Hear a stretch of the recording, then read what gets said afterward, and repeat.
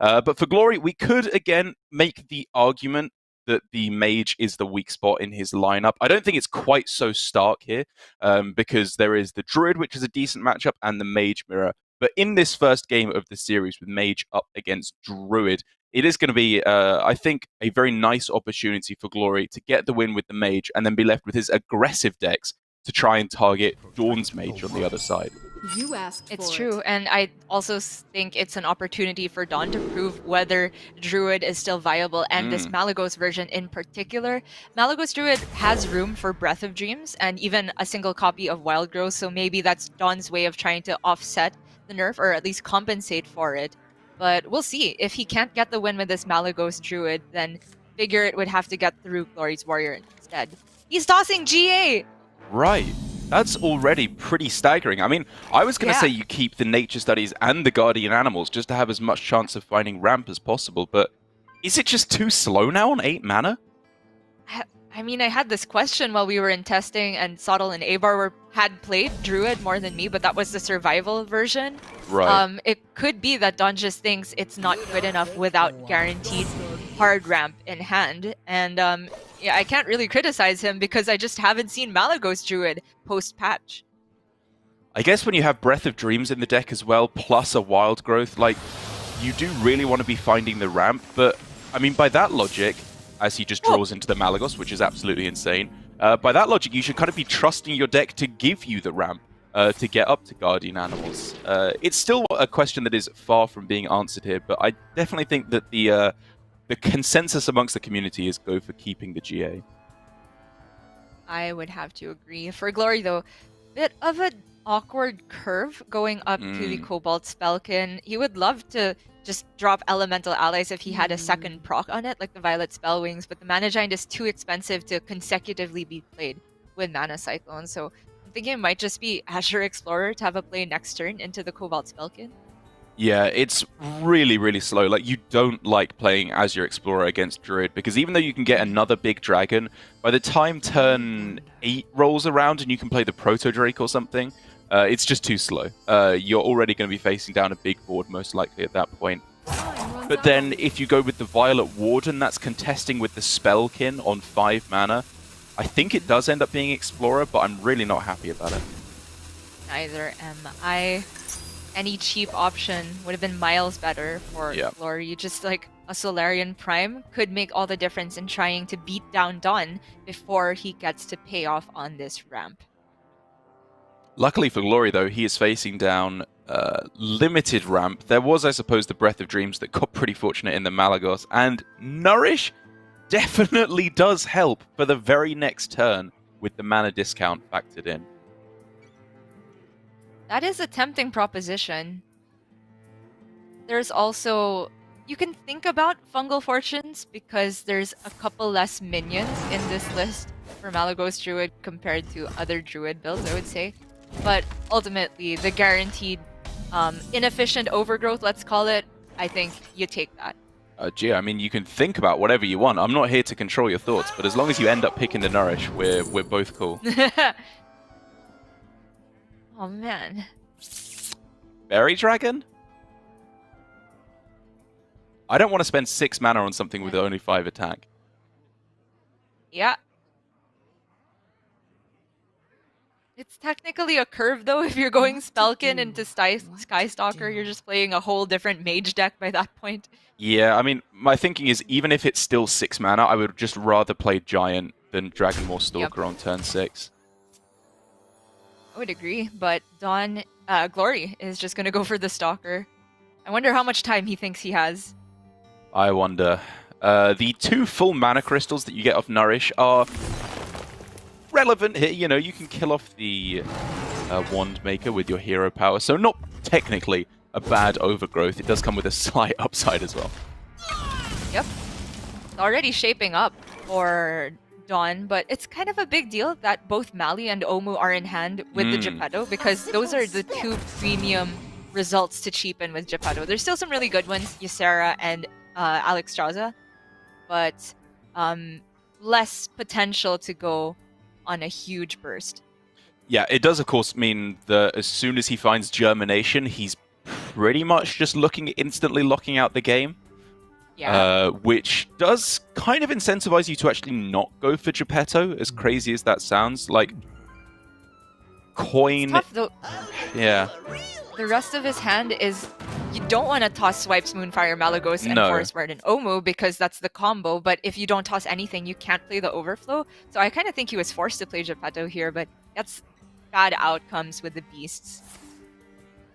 I think forced is a little bit strong there. Like, honestly, I wouldn't hate throwing down the Moonfire there with, like, Coin, Moonfire, Nature Studies, Overgrowth, try and draw through to the Germination and just rely on, like, the double swipe to get you there, because Geppetto, for me here, like, it's filling your hand with cards that, on average, are kind of bad, because you've got all the Beasts in your deck. It does develop a 6/6, though, which is obviously very relevant as well. See how it pans out. Glory, you were talking about how this turn could just be Giant, but I mean, he does have a couple more spells to make this more amenable. I think he can hold off for a bit longer. I mean, already, just by playing the magic trick there, that means this is not a Giant turn because he can't get the mana to play them now already. And I was looking at going for something like the Devolving Missiles into the Primordial Studies, but I guess then you are making a 1/1 into a potential 4-drop. Which is scary. He might still do that. That's fair. I mean, stats on board seem significantly less scary than giving Malagos Druid draws on 9 mana. Time runs out on me. Hour of Creation looks okay, if a little expensive. If it's gonna be double Ray, then I suppose we're not devolving here. Now the hand space issues continue for DawN. Oh, the Germination! That's so much damage. That is a lot of damage. No mana to play it right now. So one turn, one calm before the storm for Glory before everything starts to kick off. Obviously, he's drawing 2 cards here, so just like Teacher's Pet, Nature Studies as well, I guess? Yeah. Doesn't even need to right now. I wonder if you can just take like a 2-card Overflow because he kind of has everything he needs. Right, but yeah, I mean, he's drawing also with the Twilight Runner, so it doesn't fit.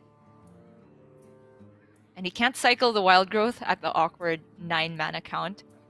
So I think I would look towards just finding something to do with Nature Studies here.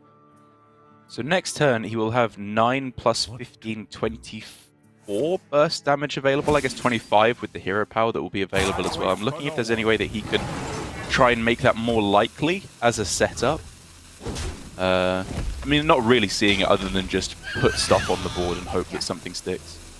I mean, it's still pretty good. The double swipes are pretty much guaranteed to clear their board. You leave them at 6 HP and you have the Malagos. So as long as he gives himself the best shot of surviving this turn, I'm fine with it. And that's why I'm kind of surprised we didn't see the Crystal Power for healing there.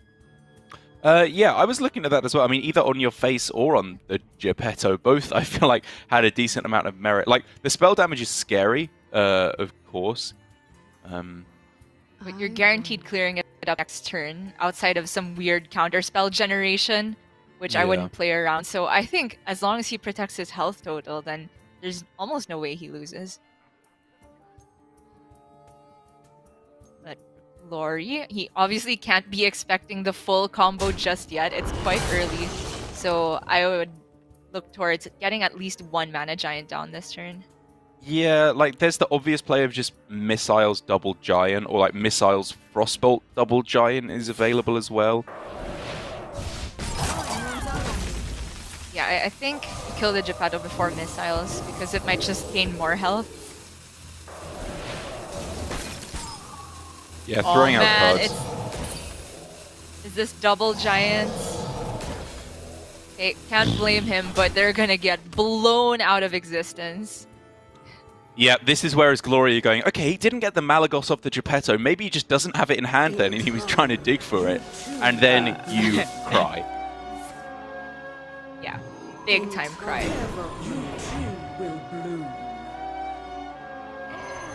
So we've already established that at the end of this, Glory will be down to 6 HP with no board. So are there outs is the question. I think, well, we see an evocation in hand, so Apprentice off the top maybe can stall out for a bit.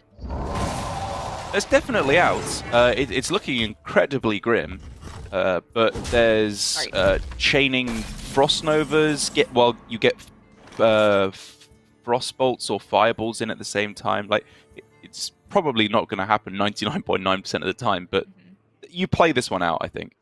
Yeah. Just hope they never draw the Moonfire. There's Poly, but no Frost Nova to go alongside it. I mean, Poly Double Ray Poly. keeps him alive. That's true. And you can sometimes snipe off the 2/1/1s with the missiles.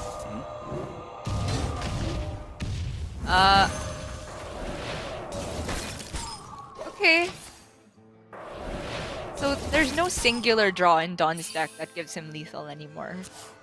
There's Moonfire, right? The second Moonfire. You're right, but it's not lethal right now.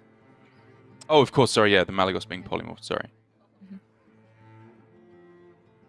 Yes, you are correct. And so he's just kind of developing stuff onto the board. Another 8/8. That sounds great to me. Make it even harder to survive. I wouldn't even hate Innervate Hero Power at this point. I don't know what the Innervate is doing. You can't... Like, what are you trying to innovate for 4 mana with Overflow? Basically nothing. Yep. Yep. I'm on board.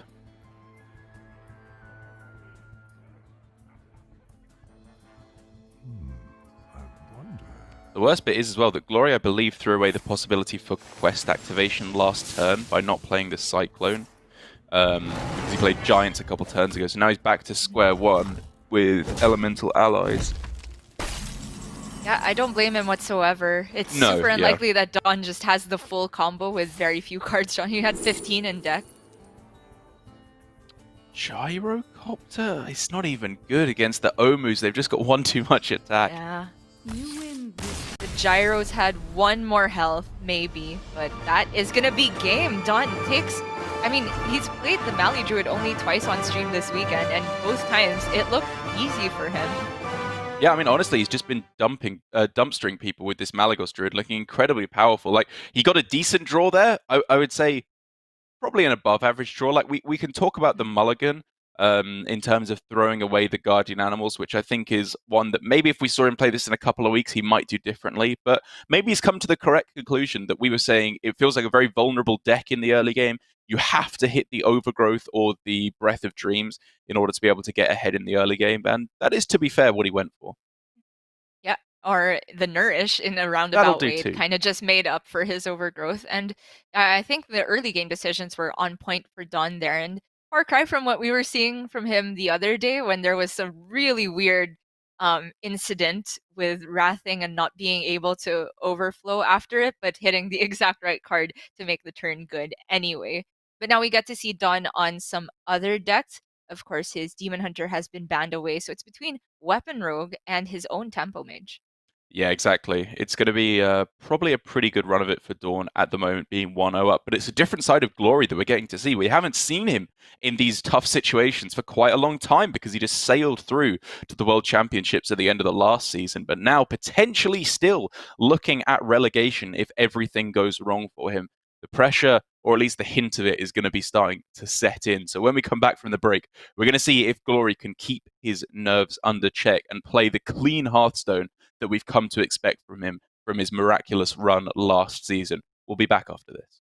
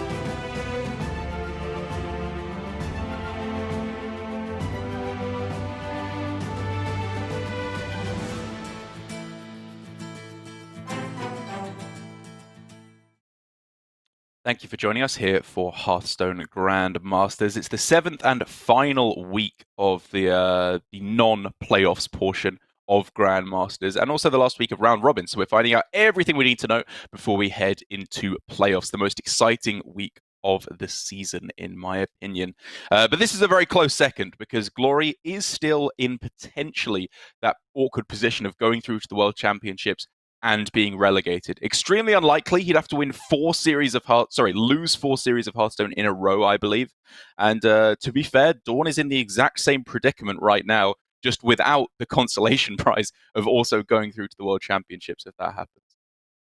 But if he does take a win, and if the tiebreakers shake out positively for him, then he can get to playoffs, and that's also a chance of making it to Worlds. It's really feast or famine here in GM. And as we move on in the series, it appears that DawN has queued up his own mage, which we feel like on both ends could be the weak spot in the lineups.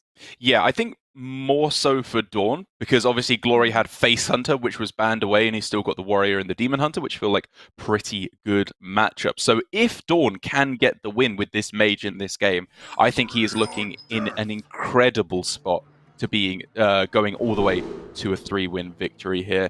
And he's got a pretty respectable hand to be doing so. Glory has an interesting proposition, I suppose, with Corsair Cache and Blastmaster Boom in hand. But I guess he thinks that's maybe a little bit too late game oriented. Not gonna lie, I was tempted to keep the Boom there with Same. a guaranteed Corsair Cache already. But it's worth noting that Glory is running the Pirate package, so it's not just Wrench Calibers. Maybe he picks up an Ankar and gets a little bit sad, but there is the Wrench Caliber. And there's the Ankar. That's pretty good, actually, the way it worked out for Glory. You can get the Pirate, so he's got the removal, and he's got the aggro game plan afterwards.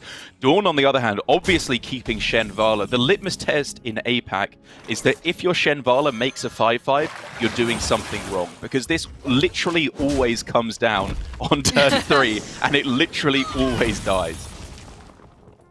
Well, it might not die if it's played this turn, and if it doesn't die, it does make a 5-5. Or several 5-5s. Ooh, that changes Nothing could stop things. me from playing Shenvala here. Really? With Apprentice just drawn? Do you honestly think it's correct? How does he kill it on 4 mana? Without Barrel? overreacting. Yeah, they barrel that. I think you're pretty happy. I don't know. Hero Power Shield Slam does it? Like, they literally just need Shield Slam, right? Because then they can... Oh no, that's one off still. Okay. Yeah. Yeah. You're kind of winning me around. This is the non-sword and board list as well. I'm not Yeah. sure.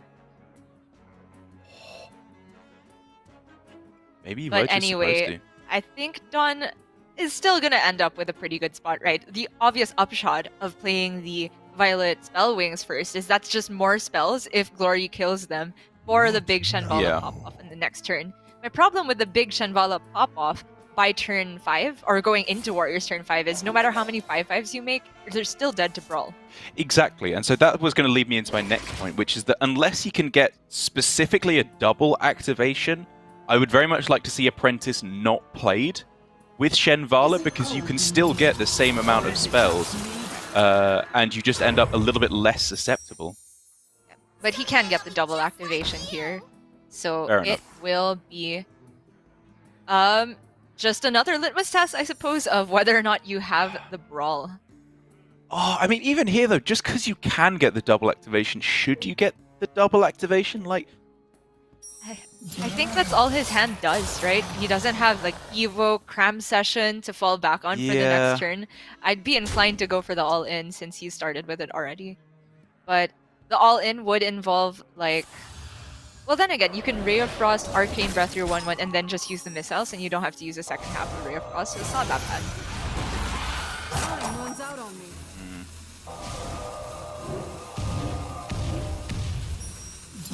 Okay, fair enough. I mean, this is something I've been keeping a really close eye on, specifically, though, in Tempo Mage, because I feel like players very often throw down the Apprentice in these kind of matchups when it's not necessary, and then they just run out of ways to spend their resources. And also, like, Apprentice isn't just tempo, it unlocks value by allowing you to go with a huge Cyclone turn later on. And now here for DawN, I mean, this is just looking absolutely dreadful. If there was Brawl or Barov clear, this was pretty disastrous. It really is. Again, I don't blame him for going for that line though, because he was already being out-resourced by the fact that the Ankar came down for 3 charges. Sure. And now, I think DawN, even if he had Apprentice in hand, he would still have to rely on a Cram Session or Evocation top deck to get him out of it in the near future. There's still another Apprentice in the deck, and this is probably his best top deck too, so let's not count him out just yet. No, not at all. And I think in this specific instance, I'm in agreement with you. Like, I appreciate that he didn't have much choice here in terms of how he went about it. Like, could have saved the Apprentice and gone for 1 activation, which of course leaves you a little bit less vulnerable to Brawl, would be my thinking. And then if they kill the Shenvala, you're still attacking with a 5/5. But to be fair to him, if he didn't have the clear, you can just start wrapping up the game straight away. Yeah. It's interesting, though. I will crush your delusions of grandeur. This is interesting too. I would have just slammed the Cobalt Spelkin here, but you can potentially stick the Solarian with this line, and that's 3 extra damage, because the Spelkin almost never survives, just a Barov double trade.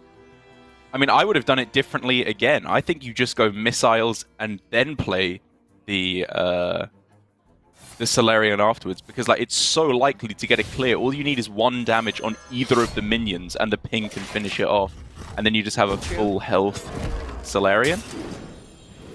Well, I suppose what's the difference between 1 and 2 health? You know they have second skipper, so Right. it's something. I guess you get a little bit more damage to face this way. But if you just pinged the barrel first, then you deal damage to everything, so then you get even more damage to face that way. That's like just the better way to do it, I think. Oh yeah, that's true. Like, it was wrong in a couple of ways, I think, there, overall. But the important thing is now, he gets something on the board at long last, and Glory can just go for, I guess, Blastmaster Boom on this turn, if he's not too afraid of simply dying. Yeah, it's gonna be for 4 boom bots. And honestly, the alternative was, what, Shield Block, Shield Slam? Yeah. Against Mage, without the big Cyclone-generated spells, I really think he's not afraid of dying from 14, so I'm absolutely on board for the boom. This is a hand, though, from DawN. This is filled up very, very nicely. Allies with 2 elementals in hand. Get rid of some of the death rattles on the boom bots here. That decoy is a bit annoying, though. Oh my god, you're right. Like, Pulling out either the Cyclone or the Giant would mess with his activation. he could just take it as a tempo 8/8, but I mean, it's a 0 mana 8/8 anyway. Like, he doesn't gain anything by having it being pulled out.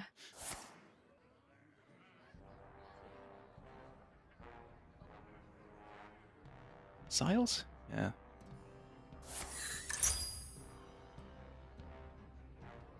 Time runs out on me. Does the side quest go off if it's played on your opponent's turn? I don't think that works. No, because you have to play it, right? You can't just get it summoned. Right. He's gonna go for as big of a Cyclone as he can get. Okay, that's a Conjurer's Calling. Oh, yeah. I mean, I was kind of wondering if you just tempo the Giant if you get enough value in your spells. Conjurer's Calling makes up your mind for you. This is a Giant double Conj turn next turn, and pray that that is enough to get there. Right, and by freezing the Blatant Decoy, it's unlikely that the Giant gets pulled out anyway, and he can get the side quest activation. So, is there any way you can cheese this to get the Giant out and the Giant killed? Like, you can go shield block, shield slam your own guy, and then coerce if you have the mega hard read on Giant, which I don't think you can. Nope, I don't think so either. It's worth noting that even if there is a big Giant on the next turn, Glory can just save Brawl Coerce for that anyway. Right. So why not just push more damage, fits in the upgrade, cheap cutting class. Oh, he's even going for the Skipper Smith maximum aggression. I can respect it. Yeah, you know, I think this is smart. It's max aggression, and also it means that the smallest minion in his hand is just a 4/4, which is much bigger stats.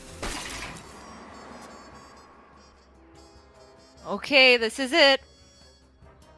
Giant down, 3 spells drawn. You can play either the natural punch in the deck if you get it, or the generated one.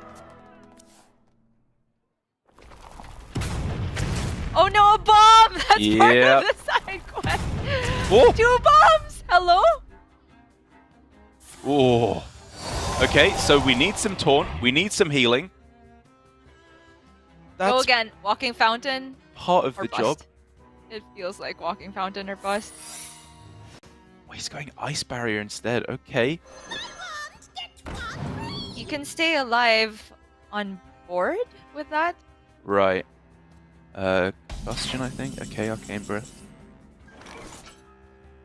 Oh, Ooh. Krastinov. Wait. Oh, I thought like you could start with the sticky finger and then trade the thingy, and then you get the Krasnov out for free. And then the cutting class would have been free, and now you're just pulling out a Sky Raider with the Blatant Decoy. I suppose you could still just play the 3 minions on the right anyway, but... Yeah, you're likely to get a Pirate then though, right? Which is smaller anyway. Yeah. Okay. Well, by going Krasnov into this, he also gets to push the Blatant Decoy face, so that's also a big benefit. Yeah, and I think that just means it's straight up lethal, right? Because he gets the 10 damage through. Nicely done by Glory, not getting baited by the extra value like we were from Blatant Decoy, because that was clearly a blatant decoy away from the actual lethal he had available. Game 2 goes to Glory, and it was a weird one for DawN. Like, you know, obviously the side quest didn't work out perfectly for him because it does pull bombs, which is something I literally always forget when playing Mage. But nonetheless, it's the best he was going to get there, I think. Yes, indeed. And that means mages on both sides have taken a loss now, and the series has equalized at 1 apiece. It really does feel like we've been coming down to mage mirrors to close out a lot of these series, and it's a direct result of more people bringing Demon Hunter, more people bringing Face Hunter, and people not going for the ban bomb warrior strategy all that consistently anymore. Yeah, it definitely does. Big deal, though, there for Glory with getting the Warrior through, because not only, like you said, are we not seeing people going for the anti-Warrior quite so much, but it means the Mage is still there to be targeted, as is the Weapon Rogue, interestingly enough, on the other side. A close one, the Demon Hunter, I think, does come out just about in the lead against the Weapon Rogue. The Mage is obviously a little bit of a close one, but I think with that one win, Glory does put himself in the lead again in this series. And the Weapon Rogue build from DawN, I would say, is a lot closer to what I would consider standard, with the one of Sap, one of Hooked Scimitar, and the Steel Dancer in there. I think I still kind of prefer double Steel Dancer to 1 Lillian, 1 Steel Dancer, but we've seen even weirder builds of Weapon Rogue throughout the weekend. Namely, Possessies, I think, was the most out there, with the double Pharaoh Cats, the double Evil Miscreants, and not running Worgen Infiltrators. And also not having Sap, which kind of made its presence known in some of the weirder matchups, like when we were seeing Paladin. Right, yeah, there are some really weird tech inclusions in the Weapon Rogue, and I don't expect it to stop anytime soon, because I think, as we've been saying consistently, not the strongest version of Rogue, but still has its spot in the metagame if you're going for a targeting strategy.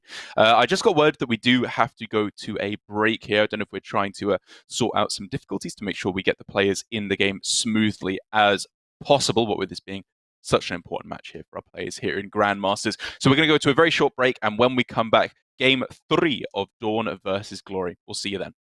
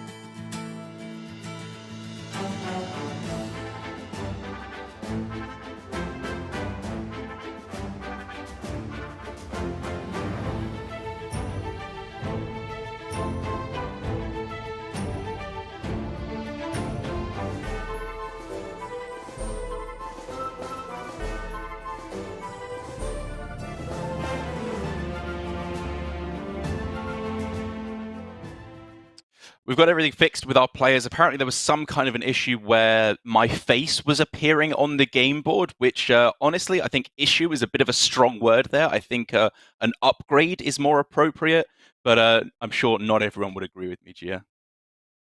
Yeah, you can count me as part of those people who absolutely do not agree with you. I want to watch some Hearthstone cards, Derek. I get too much of your face when we are on this screen anyway. But we are moving on with the Rogue versus Demon Hunter matchup that we were talking about right before this. And we did end up on the conclusion that we think Demon Hunter is slightly favored. And I would say more so if you were running DawN's list, which has the Acidic Swamp Ooze. But Glory's Demon Hunter does not appear to be teched for weapon removal in any way. Yeah, he's got that Consume Magic thrown in there, which is a really interesting inclusion this week. I think we saw a lot of the French players over in Europe GM with Consume Magic and Enflingers as their tech in order to keep cycling, having all these cheap cards in their deck to get maximum activations as possible, which led to a pretty nail-biting series between Wama and A-Rock yesterday, which I definitely recommend checking out on the VODs. But I think in this particular matchup, it's not going to be working out. You'd much rather have, like you said, the Ooze, the Horde Pillager, I don't think is going to be working out as well. It's not the best list for the matchup, but it's a very strong starting hand nonetheless for Glory. Yeah, 3 keep into the second Spirit Jailer top deck. You can see Glory pumping his fists at the beginning there. He knows how much is on the line here. And it's absolutely huge to have Shard Shatter in your back pocket, because that's one of the easiest ways to sweep up the stealth minions from the Rogue, which you normally can't interact with all that easily. You don't necessarily want to commit a Blade Dance into that. But because it's just the 3-1 at the moment, he's not going to overreact and coin the Shard Shatter Mystic. Not a good start here for DawN. Toxin Blade is not a card that's in every weapon rogue list, but looks pretty strong here. It just helps him sweep up a little bit on Glory's side of the board, and he has to pray that the Shard Shatter isn't there. Yeah, there's 2 shades of Grey Heart Sage in this deck. The one that draws cards and the one that doesn't when played on 3.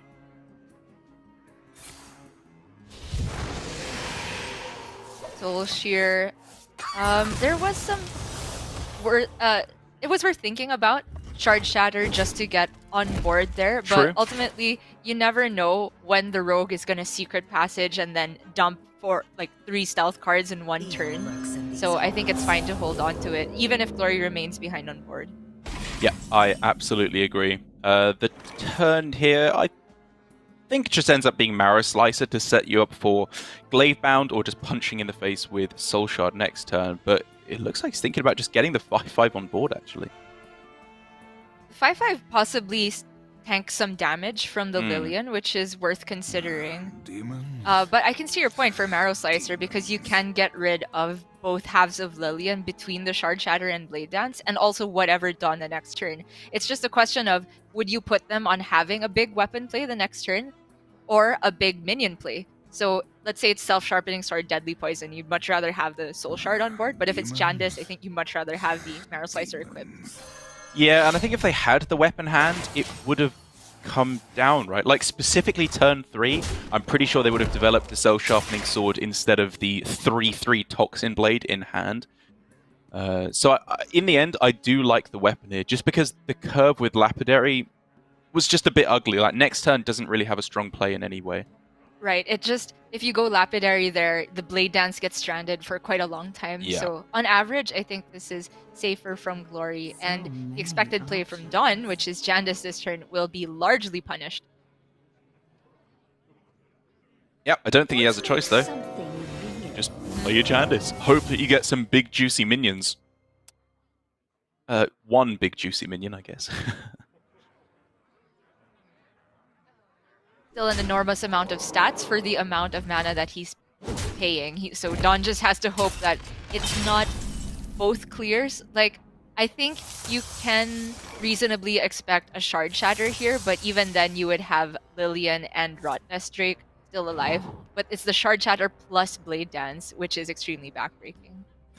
2 shards in a row got a little scary for a second there in terms of not activating it, but I think with 3 shufflers already played, he is absolutely fine. Yeah, there's still 5 fragments in the deck. He played 4 shufflers. Oh, right, yeah, of course, Slicers, okay. Soul Shear, and the Marrow Slicer. No fear whatsoever then. I take back any fears I had. And DawN is suddenly left with only one game plan, which happens so often with Weapon Rogue. And just a question of whether you want to Evis immediately. I guess there's no rush. Yeah. Oh, man, we're seeing what looks like to me, though, a return from the glory of old. Like a couple of seasons ago when he wasn't the incredibly dominant player we saw last season, we saw the stress get to him. And even though it looks like he's winning here because of the incredibly high importance of this match, his body language just, you know, portrays extreme stress at this point to me. Can't blame him. Can't blame any of the players. Even Shaxi, who normally doesn't even flinch whether something incredibly unlucky or lucky happens to him. We saw him just absolutely elated to win his series yesterday, and he wasn't even in that much particular danger to get relegated. So what more for these players who are at the bottom? 2-turn lethal, simply represented here for Glory. DawN, from his perspective, has to find a taunt to survive. From our perspective, we can see even the Dread Corsair would not be enough here. I think that's just game. Yep.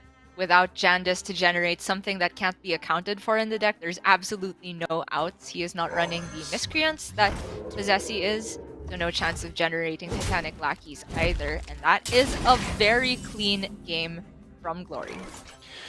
Very nicely done. He had the perfect starting hand. He knew it, we knew it, and as soon as he saw it, DawN knew it as well. Well played out. And for Glory, oh man, look at the relief. He hasn't even won the series yet, and yet he can't even look up. The pressure is so high for him here because he just cannot afford to be the second player along with Silvername to be going through to the World Championships and be relegated. Like we were saying, if he gets the win here, he is qualified through to the playoffs and he's safe for another season. It's such a big difference. And for DawN, it's got to feel really worrisome too, because Weapon Rogue often feels like one of those decks where you're at the mercy of your draw more so than other decks. There's very little room to be flexible compared to, say, Priest or Rogue, Secret Rogue or Tempo Mage.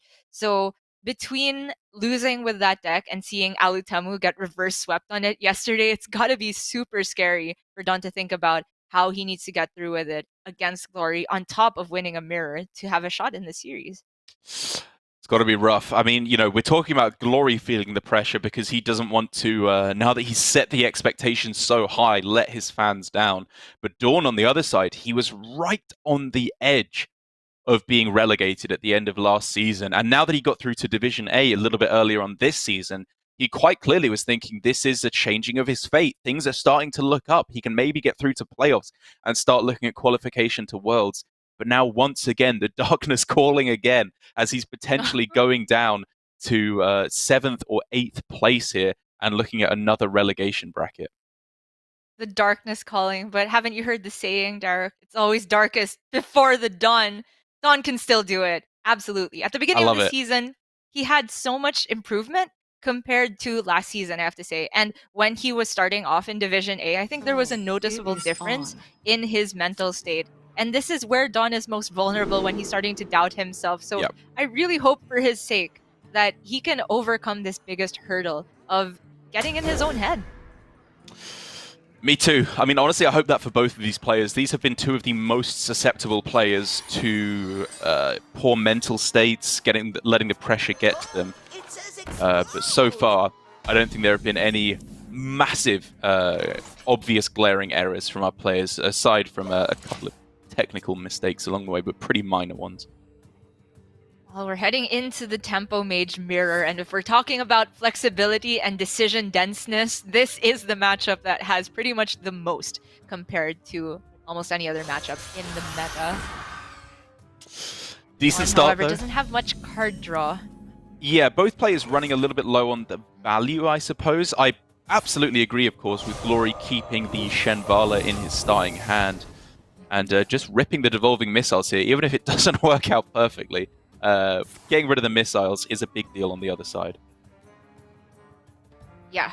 trading your devolving missiles to delete their arcane missiles, I think is a pretty good deal, but on average, you expect 2 1/1s here and not the spell damage minion to stay up, because that 1/3 is not as innocuous as a simple 1/3. It's threatening more cram sessions, it's threatening to buff Raz, so already that's a bit of a headache for Glory, and oh man.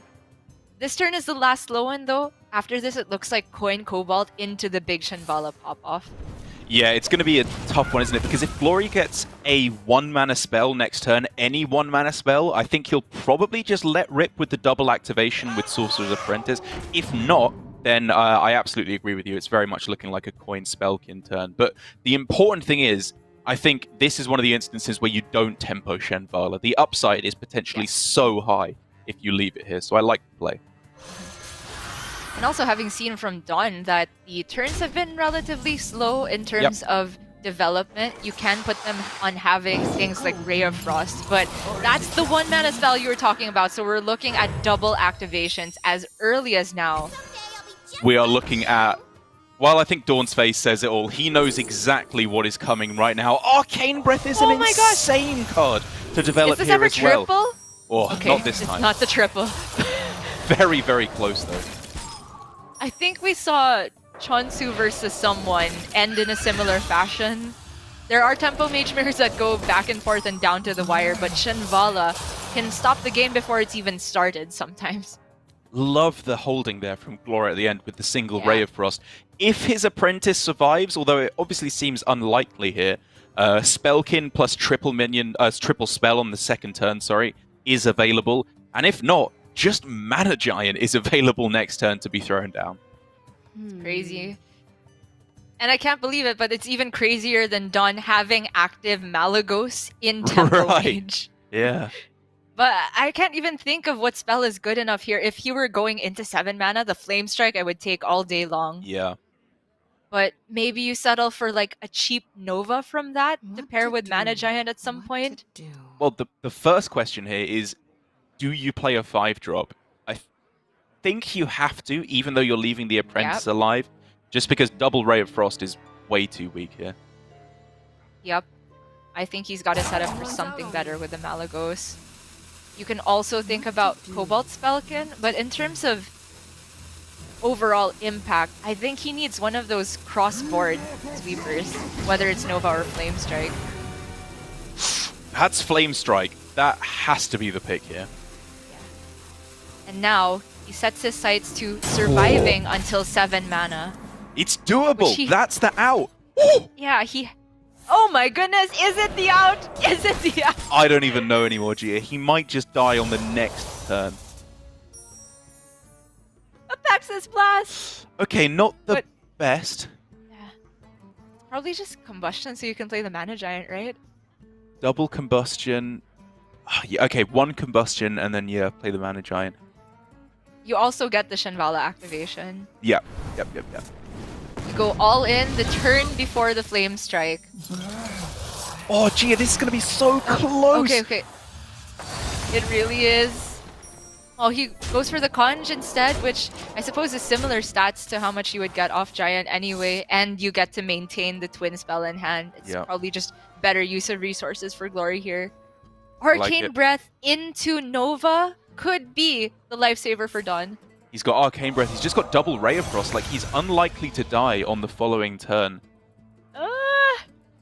I don't know. Isn't he at like 15 or something? He can only freeze away 12 and leave another 12 on board. He can stay alive at 3. It's not looking good for DawN. It might be enough if he can get an insane Giant down at the same time, but I don't know if he's going to have mana to do it along the way. He doesn't. Just takes Icicle as the cheapest option to cheapen his own Giant. Yeah. At some point. Freeze a 5/5. Stay alive at 2, including ping. He has to. Time runs out on me. Yep. It's the only chance for DawN. Oh my gosh.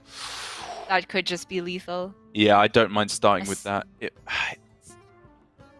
does mean that Giant Conjurer's Calling is not available, but I think Glory just wants to find the win right now. Yeah. There's the fireball. Big fist bump from Glory. We didn't get to see the flame stripe come down. I think DawN's head was at the right place, but the opener from Glory was just unstoppable. You can see the stark contrast between these two players' expressions. I mean, just think about it for Glory. Like you said, it's the feast or famine. If he lost that series, he was looking at just going down to the relegation bracket, potentially losing his spot in Grandmasters entirely. But with a win, this could be a back-to-back victory for him in 2 seasons in a row, rivaling only Bloodyface in terms of the consistency of performance across all regions of GM. But it is, in fact, the famine from DawN on the other side. It's devastating for him that for 2 seasons in a row now, he's got to be playing out in that relegation bracket. But that's the world we live in. It wasn't a perfect series from DawN. He does have 3 chances now, though, to turn this around. I think overall from him, that series definitely looked a lot more like it. There was, some small minor optimizations to be made, but the overall game plan felt a lot more there from DawN this week. And to clarify,